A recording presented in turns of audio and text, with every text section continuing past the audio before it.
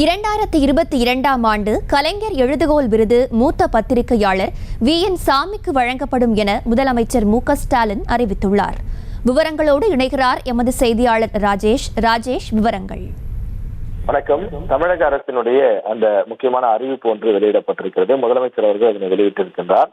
2022ஆம் ஆண்டிற்கான கலைஞர் எழுதுகோல் விருது மூத்த பத்திரிகையாளர் VN சாமி அவர்களுக்கு வழங்கப்படும் என தமிழக அரசு சார்பில் தெரிவிக்கப்பட்டிருக்கிறது.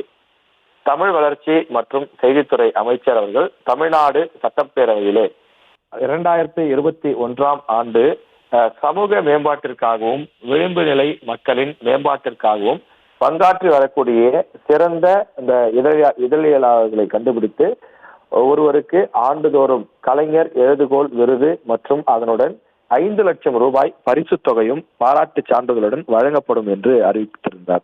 எனவே அந்த அறிவிப்பினை செயல்படுத்தக்கூடிய வகையில் 2021ஆம் ஆண்டு கலைஞர் எழுதுகோல் விருது மூத்த பத்திரிகையாளரான சண்முகநாதன் அவர்களுக்கு வழங்கப்பட்டிருந்தது. அதனைத் தொடர்ந்து 2022ஆம் ஆண்டிற்கான கலைஞர் எழுதுகோல் விருது மூத்த பத்திரிகையாளர் VN சாமி அவர்களுக்கு வழங்கப்படும் என்று தமிழக முதலமைச்சர் அறிவித்திருக்கிறார். அவருக்கு பாராட்டு சான்றிதழுடன் 5 லட்சம் ரூபாய் பரிசு தொகையும் வழங்கப்பட இருக்கின்றது.